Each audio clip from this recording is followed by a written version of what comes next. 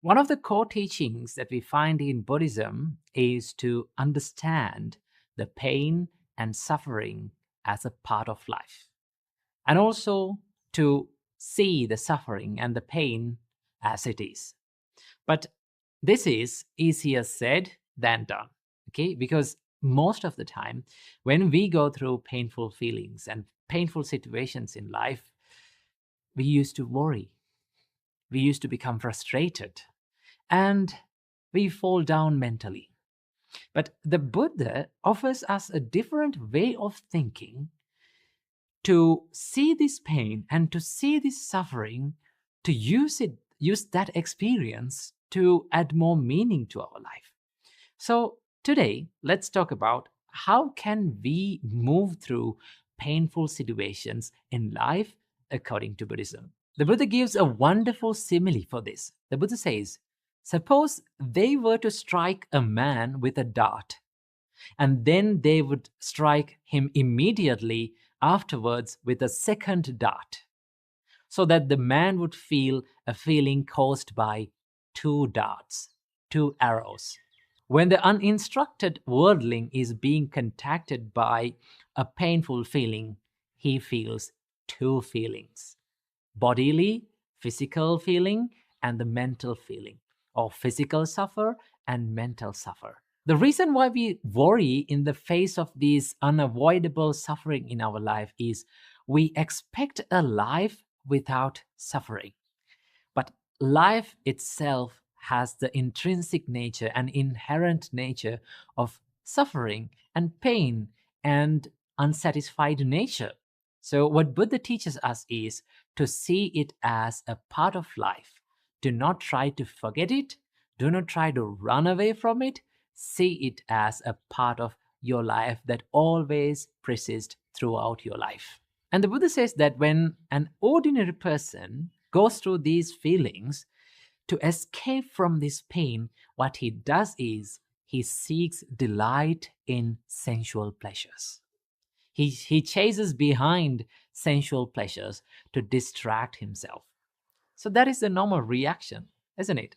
Normally, when someone goes through a painful feeling, when someone goes through a difficult time in his life, they chase behind sensual pleasure to distract their brains, distract their mind from that pain. For an example, when someone is struggling in their life, if someone has pain in his mind, sometimes some people use alcohol.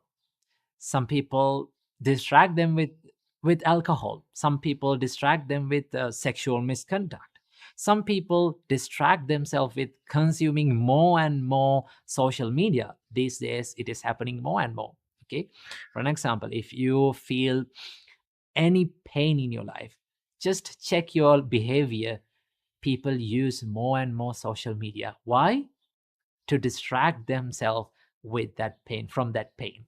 But Buddha does not say that chasing behind the sensual pleasure is completely wrong.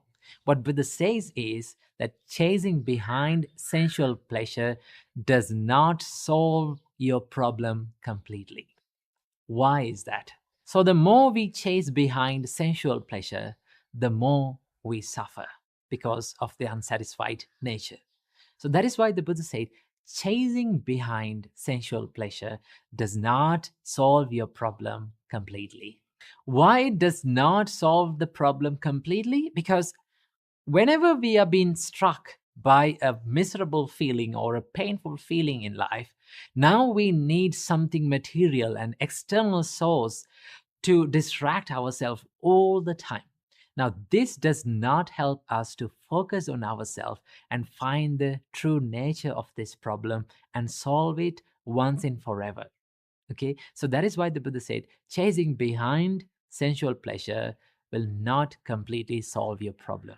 Instead of chasing behind the sensual pleasure to distract ourselves, the Buddha says that look at the pain as a part of life that is unavoidable.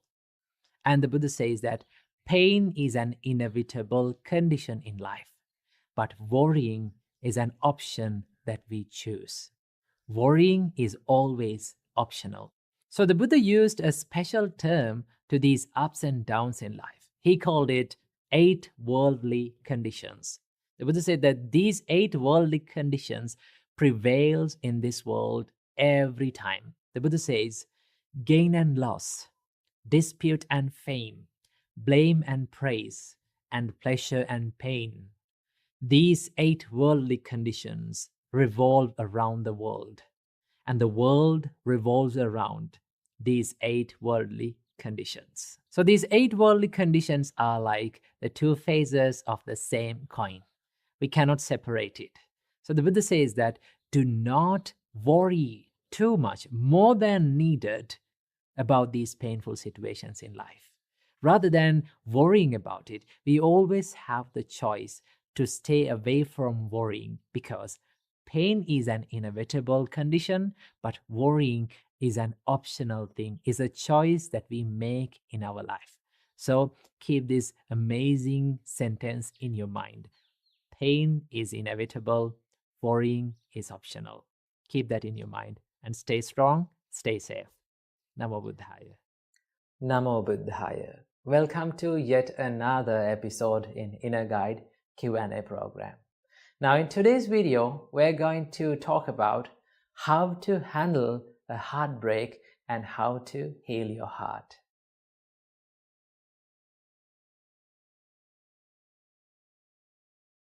One of our viewers have asked from us that how can I handle my sorrow of losing a loved one? And how can I handle the heartbreak, the sorrow of heartbreak? Well, first of all, I must say, a heartbreak or losing a loved one is one of the most hardest experiences that a human can undergo, right? Because we have that mental bond and mental attachment within people. When that mental attachment is broken, we start to suffer, we start to cry, and we start to wail. So there are some ways that you can get over this sorrow. So this whole video is dedicated for all the people out there who are going through heartbreaks and who are experiencing tough times in their life. So this video will help you to have some light on your way. So there are some ways and things that we can do to heal ourselves. But remember, this healing process takes time. It's like a wound, right?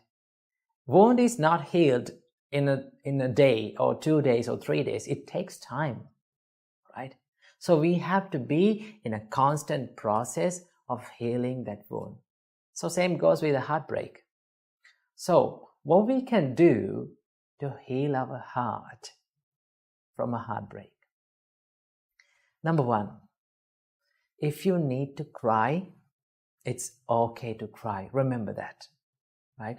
There are some people who are going through heartbreaks and they don't like to cry. They pretend to be they're okay, right? They pretend to the world that they are okay and they have got over the problem. They smile, but not inside. Remember, if you need to cry, it's okay to cry, right? Go to a private place or go to your room and cry. It's okay, because crying is one of the most natural way of removing the pressure that is building up inside your mind and inside your heart. So it's okay to cry, especially for men, because men always try to hide their tears and they pretend to be they're okay. But remember, men are also allowed to cry, okay? So if you need to cry and if you need to remove and release that pressure that is building inside, then it's not a problem of shedding a tear. Number 2, you can find a person who you can share your pain and who you can share the sorrow and the pressure that is building inside you, right? Well, you need to be wise when you choose this person. Why? Because there are some people out there who give hate comments and hateful comments to the person who cheated you, right? When they give those hate comments and when they try to build up the hate within you, right, it is not good for you. It's not good for your mental health, and it's not good for your physical health either. So what you have to do, choose the person wisely and share your pain with him. Find a person who can share that sorrow, right? That person can be your mother, your father, maybe you're one of your friends, and maybe one of your teachers or mentors, whoever it is. Find a person who keep listening to you without saying anything, without giving many advice to you. Find a person who keeps listening to you, right? Find a person who you can share your pain that is building inside. That is the second step. And number 3, this is the most important thing that you need to practice. And this is one of the things that many people who are in relationships doesn't like to think about. And what is that? Our great teacher, Supreme Buddha, said, Sabbehi me piyehi manapehi nana bhavo vina bhavoti abhinnang paccavekitappa. What does that mean? Supreme Buddha said, always reflect and recollect in your mind that one day I have to be parted and separated from all the dear and agreeable people in my life. Isn't that the truth?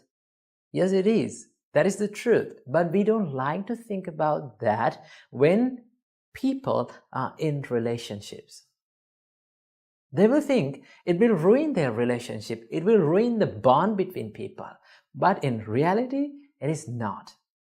Remember, when you think that I have to be separated, one day I have to be separated from this person that is sitting in front of me, the person who I love most. One day I have to be separated from this person, at least at the death. So I have a little time to love this person, give my love, my kindness, my attention, my compassion to this person. So I must give this fullest love to this person. Remember, true love will never break your heart. That's amazing, isn't it? True love, when you love someone truly, if that person leaves you, you will never be heartbroken. But if you become attached to that person, if you are mentally too much attached to that person, and that attachment is the thing that breaks your heart. That is why Buddha said attachment brings the suffering to your life. So remember, true love will never break your heart, but the attachment does. Right? So if you are curious about what is true love and what is attachment, there's another video that has done by us about explaining the true love, so you can check out that. So remember, when you truly love someone, your heart will never be broken, right? So what you have to think is, always, whenever you are possible, you need to think, I have to be separated from these people around me, right? So when you think that, your mind is getting prepared to face that situation, right? You can imagine how I'm going to recover myself if this person left me. How I'm going to do that, right? Then if your mind is pre-prepared for that situation, when you're going through such a situation in reality, you will start to think, this is what I was thinking about, right? So when your mind is get prepared to face that reality in the life, right? You can be more confident, you can be more strong when you face that situation in real life. So that is the thing that you have to always think about that. And also, remember, I told you, heartbreak is like a wound.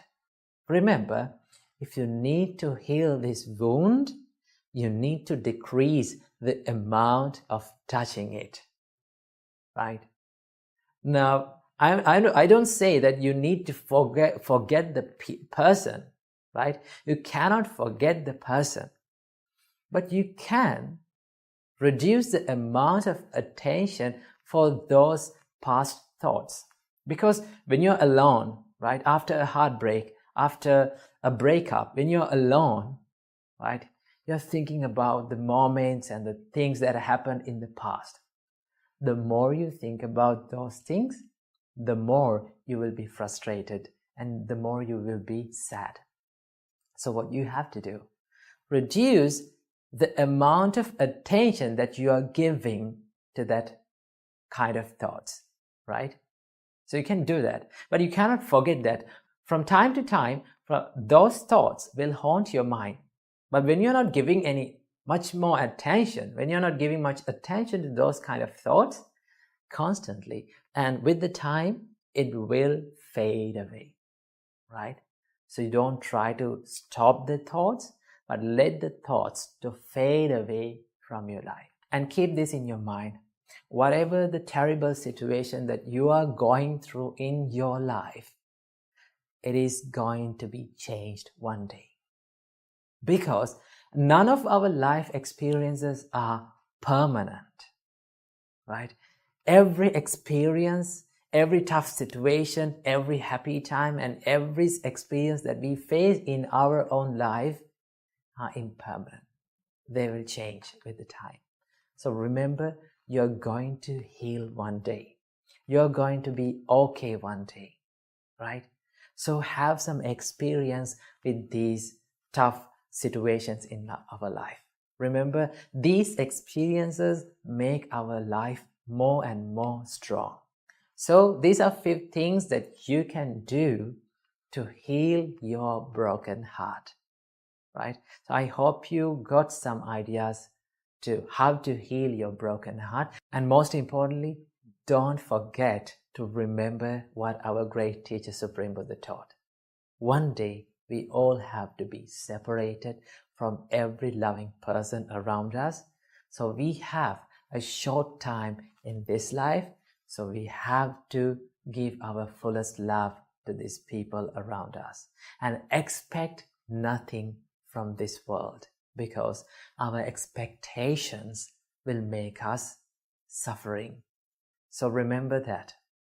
And I'm going to end this video with a nice quote, and that is, when you are heartbroken, cry, forgive, learn from your experiences, and let your tears water the seeds of your future happiness. Namo Buddhaya.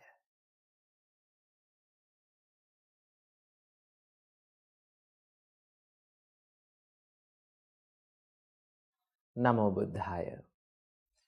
Welcome to yet another episode in Inner Guide Q&A program. Now in today's video, we are going to learn how to correct a mistake that has done by a person without hurting their feelings.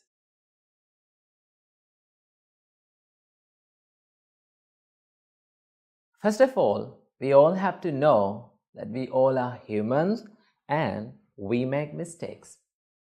We all make mistakes, right? You, I, we all are the people who are making mistakes. For sometimes, when we are dealing with people, when we live with people around us, we will see that the people around us are making mistakes. They do wrong things. Sometimes they may be the people who love you most. So in such times, we have to correct them. We have to show the correct path and we have to put them into the correct way. But when we do that, we do it in an unsuccessful way. Most of the time, we use anger, resentment, we use punishments to correct people. Remember, when you use anger, when you use the punishments, when you use the resentment to show the correct path to people, they will never correct their mistakes, right? Because when someone's mind is in anger, right, he cannot understand what is good and what is bad, what should be done and what should not be done. So there is a way, and there is a proper way to correct a mistake of a person.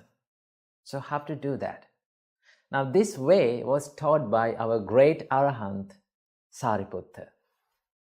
Our great Arahant Sariputta says that you need to establish 5 things inside your mind before reproving someone or before correcting a mistake that has done by a person. So what are these 5 things? Number 1, remember, you need to speak at the proper time. That means you need to show the mistake of that person at the proper time. So what is the proper time to show a mistake to a person? Remember, never show a mistake to a person when that person is in anger. Because when your mind is in anger, you cannot know what is good and what is bad and what should not be done and what should be done. Therefore, you need to wait until that person cools down. Right? Don't show the mistakes to people when they are in anger. They will never correct their mistakes. Right? That is the first step. And the second step, never show mistakes to people in public. Right? When that person is surrounded by some other people, never talk about their mistakes. Why? Because in these days, people have a bigger personality, right? People show a big image to the society, right? You have a Facebook account, you have an Instagram account, you are on social media, and you show something to this society, and you think that you are a person and you are like a kind of a person in this society.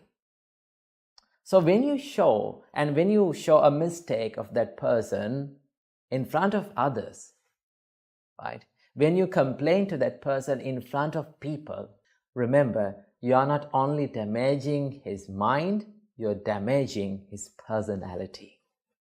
Remember, damaging to one's personality is one of the most dangerous and most worst thing that a human can undergo. Therefore, never show the mistakes to people in front of others. If you want to show a mistake to a person, talk to them privately, right? Bring him under a shade or maybe a calm and quiet place and talk to them, right? They will like to hear that, right? So never show the mistakes to people in front of others. So that is the proper time. And the second thing, Arahant Sariputta said, you need to speak truthfully, right? That means you need to complain to the person that has done the mistake exactly, not to other people. Because sometimes, because of the misunderstandings, because of miscommunications, we complain to the people who have not done any mistake, right? We make false accusations. When someone is going through a false accusation, it is very hard for that person. Remember.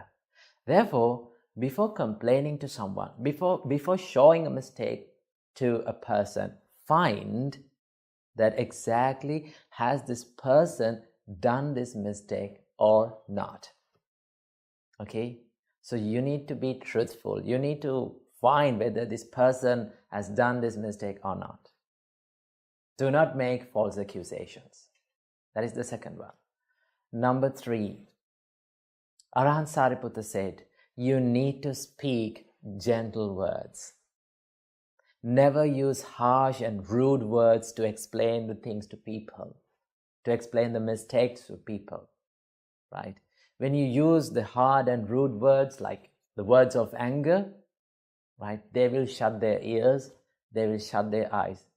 They don't like to hear the rude words. In case no one likes to hear rude words, right? Therefore, if you need to explain a mistake that has done by someone else, then speak kind and gentle words, right? Speak heartwarming words. Then they will start to hear that, because we have a higher sensitivity to love and kindness. Therefore, use the words of love and kindness to explain the mistakes to people. Then they will correct their mistakes. And number 4, Arahant Sariputta said, you need to speak in a beneficial way. Remember that. That means when you are speaking and when you are explaining that mistake to that person, you need to give that feeling that this person, the reason why this person is explaining this mistake to me is because he loves me, right? He wishes the development of me. That is why he's showing this mistake to me. You need to give that feeling to that person. So how to give that? So there's a way to show a mistake to a person. There's a way to complain about a mistake to a person. It's like this. First of all, you need to talk to that person privately. And first of all, in the first step, what you have to do is you need to give a value to that person. Let's say, for an example, one of your co-workers made a mistake. Now you have to show that mistake. So first of all, you need to give a value to his profession. You need to give a value to what he's doing in a company, right? First of all, you need to say, you are doing a great job in this company. You have a great value. You give a great value to this company, right? When you're praising that person, he will open their eyes and ears. And then in the second step, you need to show the mistake, but you have done this mistake, right? You're doing this mistake. Because of doing this mistake, because you're doing this mistake, there is a huge disadvantage for the company as well as for you. You have to explain like that. Then after that, after explaining the mistake to them, as the third step, again, you need to give a value to his profession. Or you need to give a value to his life, right? You are doing a great job, so do not do this mistake again. You need to correct this. If you explain the mistake in that way, remember, everyone who you need to show the mistakes will correct their mistakes, right? And in the final thing, right? The final thing, Arahant Sariputta said, you need to speak with a heart of loving kindness, right? Not while harboring the hatred thoughts. Because so many people show the mistakes to other people, right? To maybe to your children, maybe to your husband or wife or colleagues or co-workers, whoever it is. You get the anger to your mind and then you start to speak, right? Never do that. You need to be kind to the people. You need to have the compassion inside you. With that, you can do a great job, right? You can heal others' hearts. And also, you can correct the mistakes of people successfully. So, you need to use your word wisely and properly, because your words can change the lives of people. Words are so powerful, it can make people, and also, in the same way, it can break people. Therefore, when you show the mistakes to people, you need to speak kindly, gently, and in the proper time with a mind of love and kindness. So try this out and see the difference of your life. Namo Buddhaya.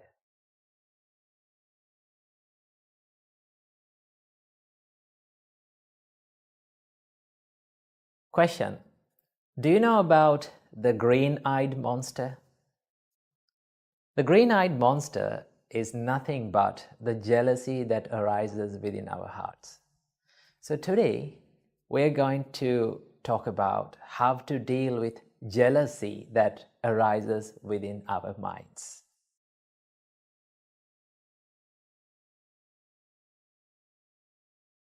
Jealousy is one of the most hardest experiences and emotions that we have to go through in our life.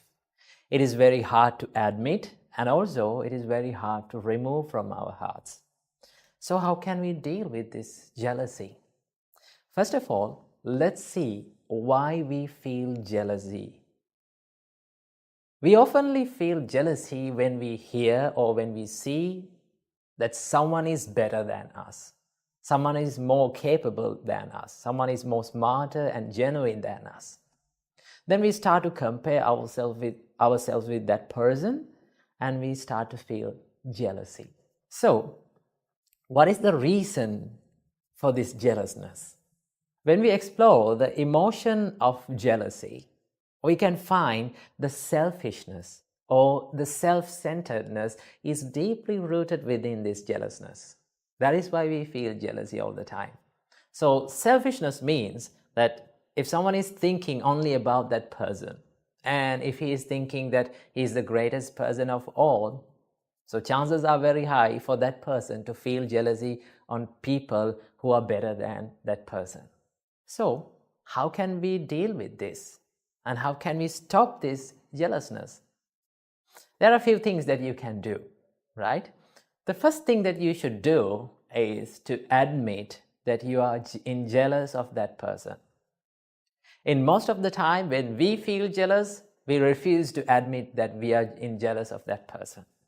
We hide our emotions and we make excuses for our own evil emotions.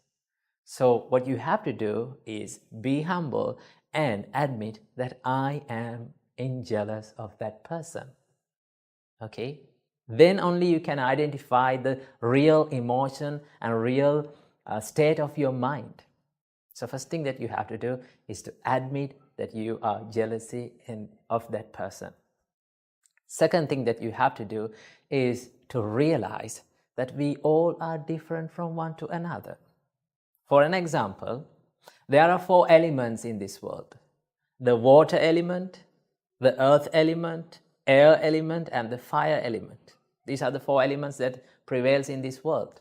So if I ask from you, which one is the best element out of these 4? What is the answer of yours? You may say that we cannot compare these 4 elements because these elements are unique from one to another. They serve differently to this world, so we cannot compare.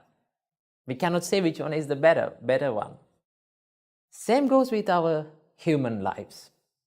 We are different from one to another. There are no same and identical people in this world. Even the identical twins are different from emotions and feelings.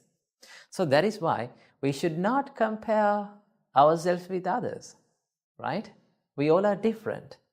And also you have to realize there is a person always in this world who is better than you, right? You can be the best in the world sometimes, but remember, there will be always a person who has the potential to beat you. Instead of competing with others in the society, let's try to compete with ourselves, right? Let's try to battle with ourselves, and let's try to improve ourselves and bring the better version of ourselves daily, right? So that is what we have to do. Your competition should not be with the people who are around you, but your competition should be with the person who is inside yourself, right? Try to bring the better version of yourself every single day. When you're competing with yourself, there's no competition with others in the society, and you will never feel jealous on them, right? And also there's a special practice that our great teacher, Supreme Buddha, taught us to do whenever you feel jealousy. What is that? It is one of the most coolest practices in Buddhism. It is called mudita. The Pali word is called mudita. Mudita means the appreciative joyfulness, or in another word, the sympathetic joyfulness.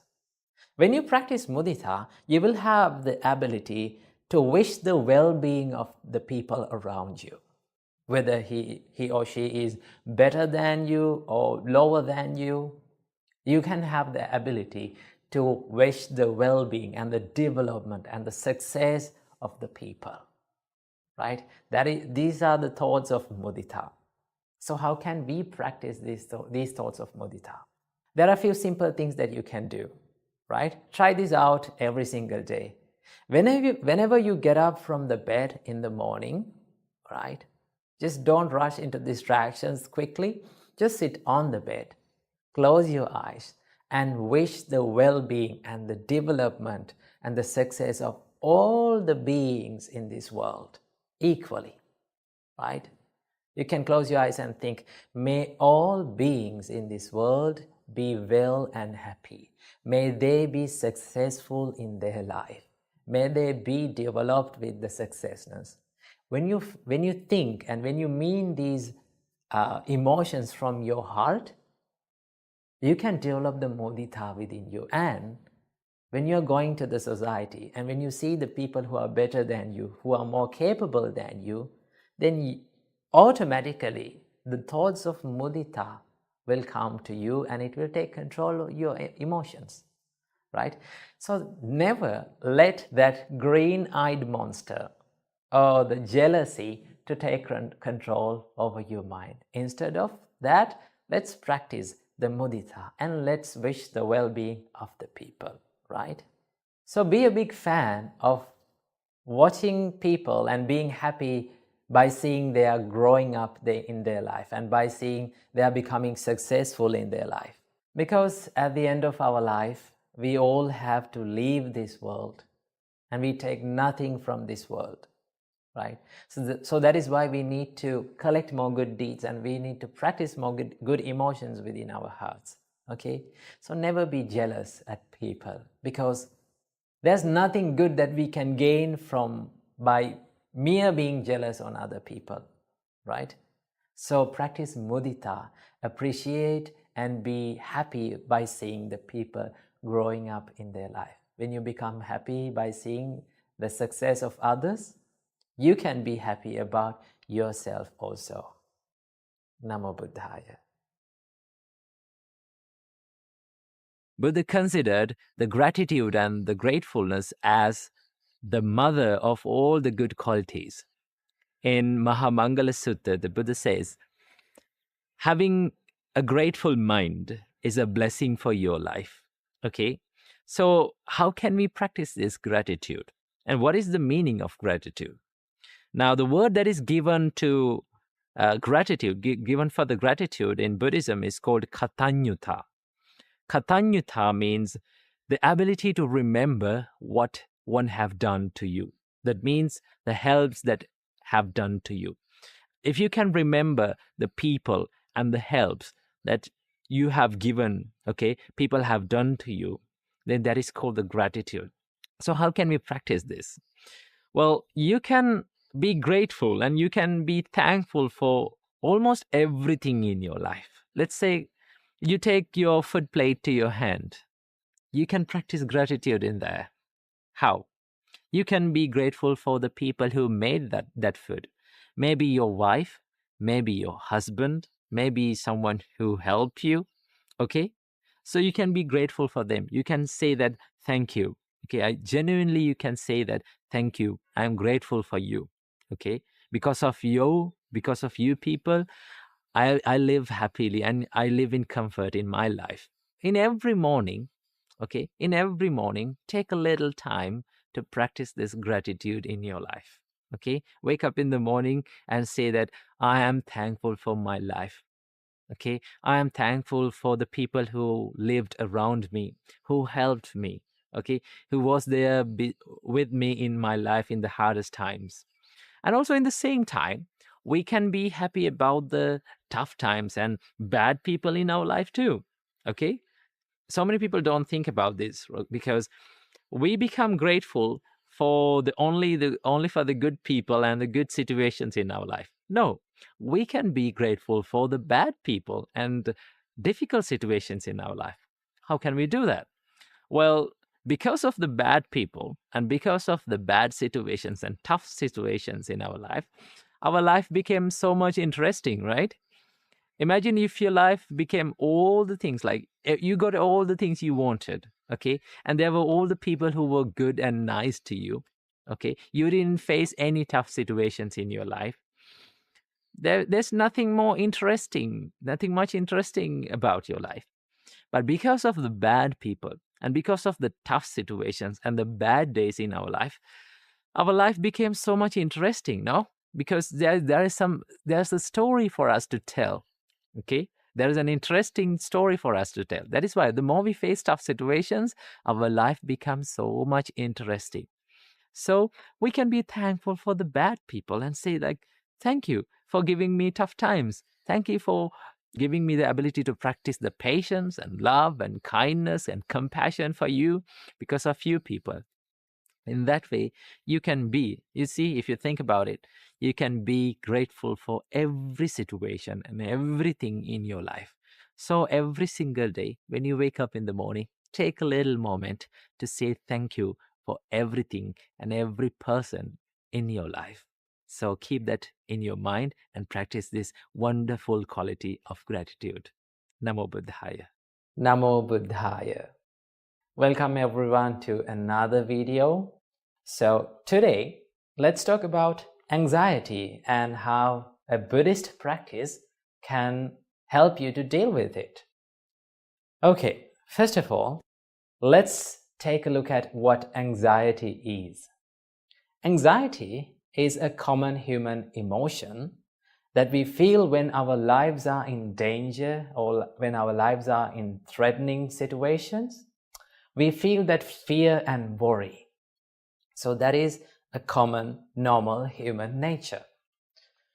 But for some people, they feel this fear and worry when there is no such danger in the reality, when there is no such threatening situation in the real world.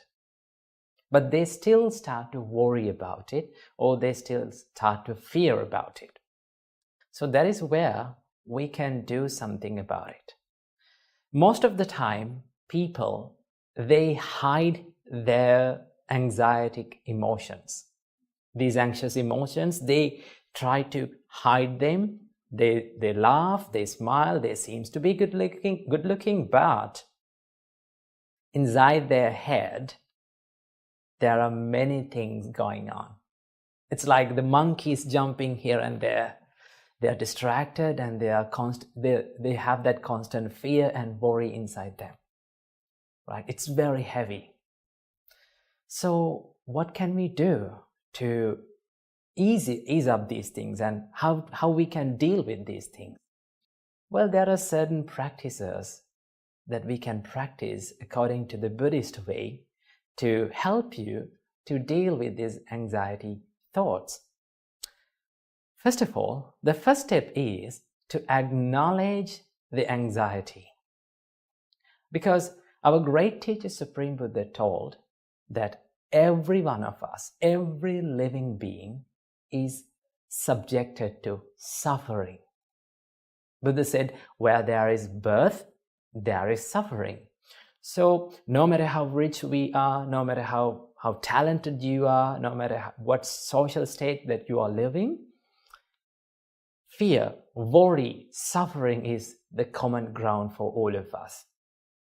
So first of all, we have to acknowledge that my mind has these anxious thoughts.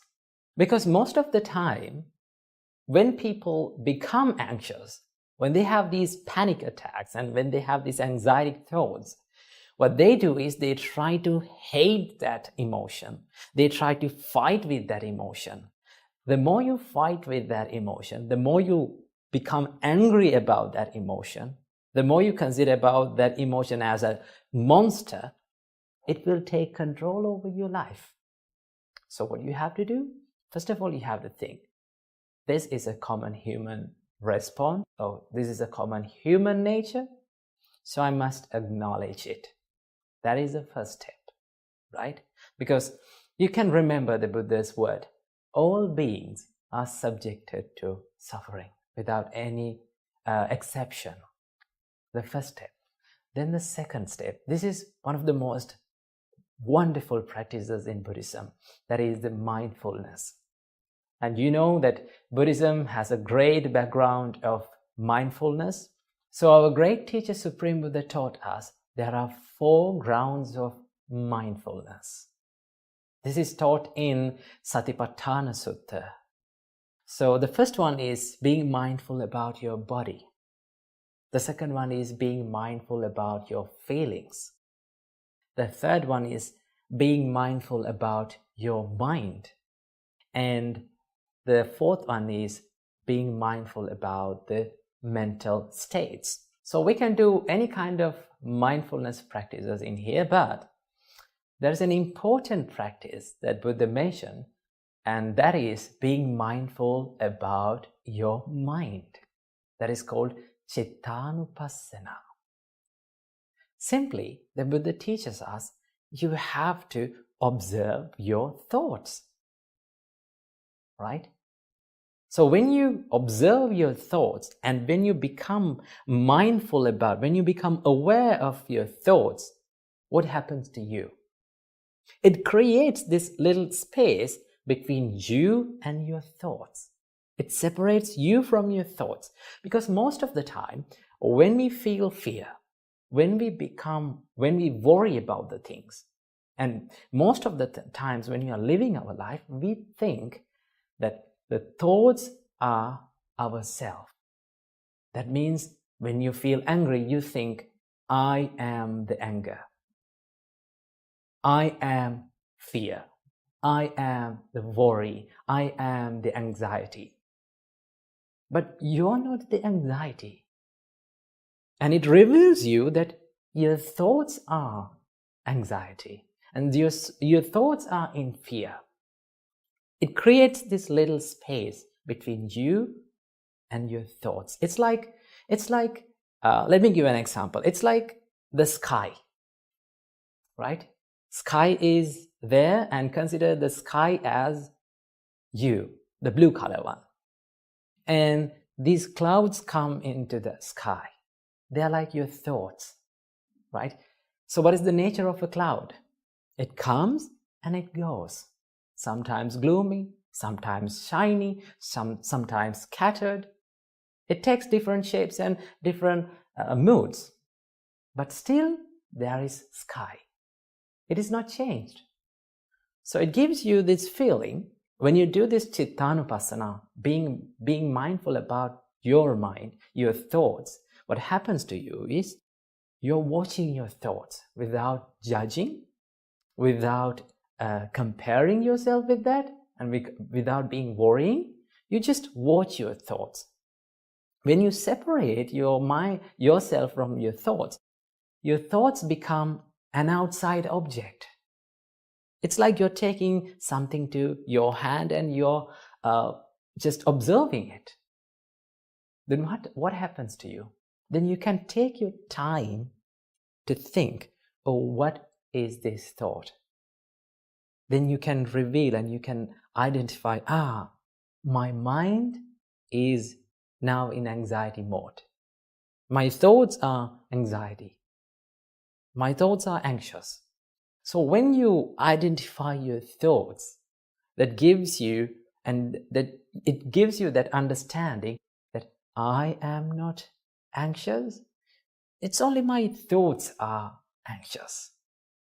And then you have to use your wisdom to think, what is the nature of this thought? What is the nature of this mental emotion? This is impermanent. This comes and this goes away. So it gives you this feeling of impermanence, right? So that is what you have to think. And also, you can analyze this thought. When you become anxious, if you're constantly becoming mindful about. Now, remember, when I say these things, it may seem like, oh, it is easy for you to say like that, but when we become anxious, it is very hard to do that. Yes, it's very hard to do that. Remember, every good thing that brings the happiness to your life is a little bit challenging. You have to take time. You have to practice it, right? You have to go through some tough situations when you're doing it. But if you're constantly doing it, if you are constantly practicing it, it gives you the results. So what do you have to do? Just analyze your thought. My thought is in anxious mode. So what gave me this anxiety?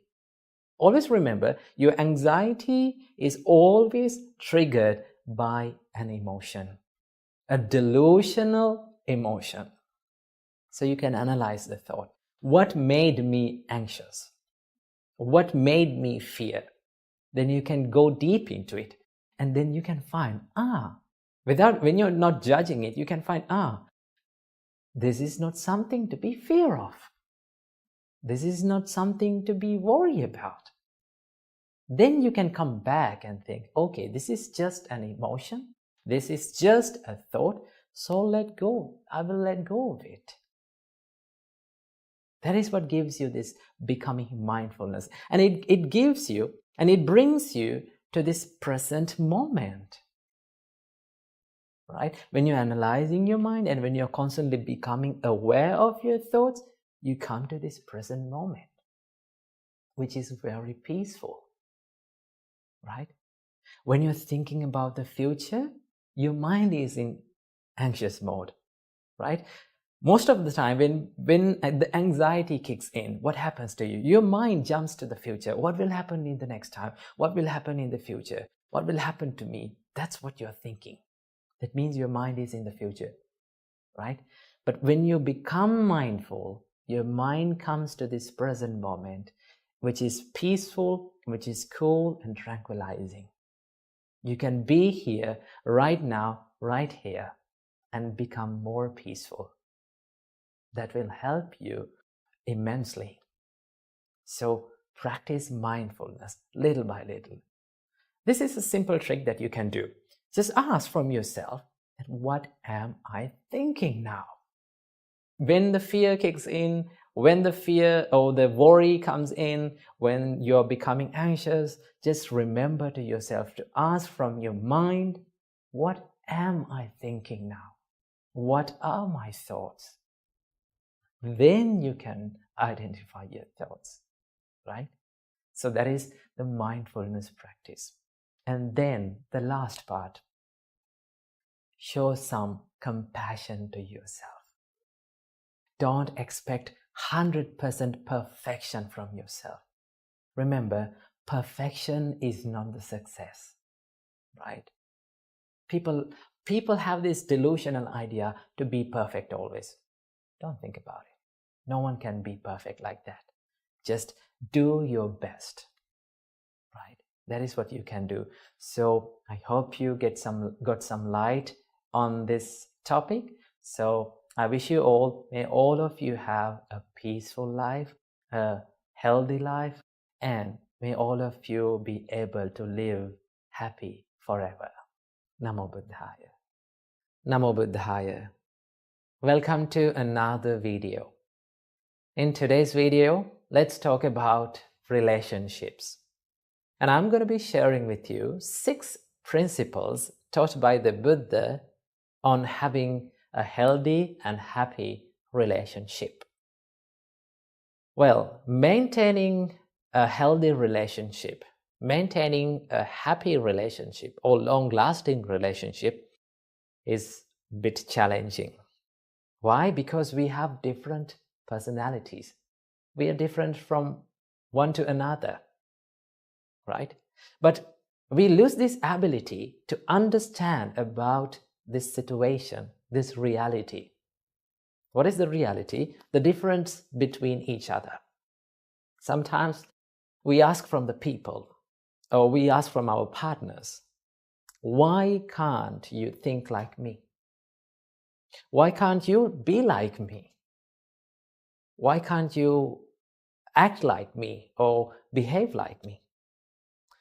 This is where we make many problems in relationships. But if we can realize the difference between one another, or if we can realize this reality, what is that? We are different from each other. Then we can get the power of understanding. There's one important quality that we must practice in any kind of relationship, and that is the understanding. Right? Understand other situations. Understand why they are acting like that, why they are behaving like that. So, our great teacher Supreme Buddha taught there are 6 principles to practice. These are the practices, actually. If you practice these 6 principles in any kind of relationship, your relationship will be much more happy and healthy. Okay, so without any further ado, let's get into these principles, and I'm going to explain one by one in turn. First of all, the Buddha said, you need to practice these principles when that person, the person or our partner or our companion or the people who we are relating to, when that person with us or in front of us, and also in the times where that person is not with us. That means both privately and publicly, we have to practice and maintain these principles in our life. And also, these principles was taught by the Buddha to monks, actually, because as monks, we live as a community. Now, in our monastery, we have more than 25 monks. So when you analyze their personalities, they all are different. They all have different ways of lifestyles. So when we are interacting, there may be some problems. There may be some crashes. But if you practice these qualities, if we practice these qualities, there will be less problems. There will be less disagreements. So that is why Buddha taught us these principles. So this was originally preached by the Buddha to the monks, actually. And also, you can apply these principles to your life also. So let's get into the first principle. Buddha said, you need to treat your spiritual companions, regarding to monks, actually. Buddha said, you need to treat your companions with physical kindness, bodily kindness. What do you mean by bodily kindness? There are certain things that we can do from our body in order to show our kindness or show our compassion towards that person.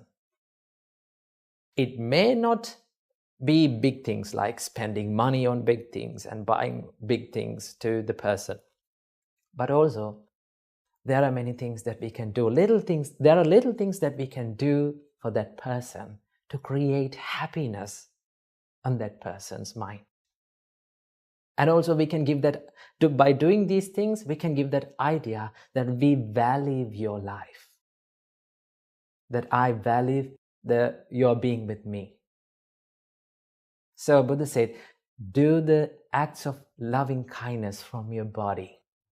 Maybe like helping in his career, maybe like helping in his household activities. If you take an example, like in a husband and wife relationship, you can share the things that you are doing in the life. We can help each other. That is one way of showing love and kindness to that person. And also we can show in many ways our love and kindness to these people. When you act from your body with love and kindness, that creates the mutuality between people. So the first principle is to treat people with physical kindness. Then Buddha said, as the second principle, treat the companions with verbal kindness. You can speak nice and kind and heartwarming words to them to create the happiness and create the pleasure in their mind. Each and every one of us likes to listen to pleasant words, right? We all surrenders in front of the kindness, kind words, kind actions. So the first and second thing is to treat them with physical kindness and also with verbal kindness. And as the third principle, Buddha said, this is the most important principle, and that is, treat your companions with mental kindness. This is the important one. Why is that? Because if you maintain, if you generate these kind thoughts towards the people around you, in your mind, your thoughts become your actions. Then your actions will be more kind. Your thoughts become your words, then your words will become more kind. So as the third principle, Buddha taught us, treat your companion with mental kindness. Okay? So when you treat your companion with mental kindness, that means you are spreading this rays and this power of kindness towards them when that person is in front of us, and also in the times where he or she is not with us. We have to do it in the same way. That is the third one. And also as the fourth principle, Buddha said, you have to share without reservation. For the monks, Buddha said, if you get any kind of food or any something good to your life, you have to share that thing with your spiritual companions. Now, we monks, when we get some food, we always try to share with our monks. So you can adopt that to your life. Whatever the things that you get, maybe like you had something very delicious food when you're working in a long distance place. And when you come home, or when you come to your partner, or when you come to that person, you can say, hey, I had this food, I had this delicious food. I need you to have that. That means you're sharing it. When you share without reservation, it creates the peacefulness and it strengthens the relationships. So sharing is one of the most key and important ingredients in relationships. And as the fifth principle, Buddha said, you have to be virtuous. What do you mean by virtuous? Now, in Buddhism, as normal people, in Buddhism, we practice 5 precepts. Buddhist people practice 5 precepts: abstaining from killing beings, abstaining from stealing, abstaining from sexual misconduct, abstaining from telling lies, and abstaining from taking intoxicating drinks and drugs or alcohols. So these are the 5 precepts that lay people practice in Buddhism. So when you become more moral or virtuous, it creates the trust in people. Now there's in relationships, in normal relationships, in people, this third precept is very important. In third precept, it simply says you are not cheating your partner. That means it creates the trust and loyalty between the partner and in the relationship. In any kind of relationship, trust is the foundation. Without trust, there is no use of a relationship. So when you become more virtuous, you will create the trust and loyalty in the relationship. And as the sixth and the final principle, Buddha taught us, you have to have a common view in any kind of relationship. That means if you can, in a relationship, if both the people, or if everyone work for one dream, work to achieve one goal, that creates the peace in this relationship. Now, as monks, Buddha said you have to have one dream or one goal in your life. There's only one purpose of becoming a monk, and that is to end the sufferings of this a long cycle of rebirth and to be enlightened. When all the monks get together and work for that dream, then that will be so much easy to live with them, right? When someone is deviating from that path, that creates the problem, right? So in relationships also, if every one of us can work for one dream or to achieve one goal, then that will be more easy and more happy. So these are the 6 principles that we must practice in any kind of relationship. You can apply these principles to any kind of relationships, whether it is husband and wife, maybe like girlfriend and boyfriend, whether it is like parents and children, whatever the relationship is, you can apply these principles and make it more healthy and happy. So practice these principles, add them to your life, and make your life a better one. So I'm going to end this video with a nice quote that I've read.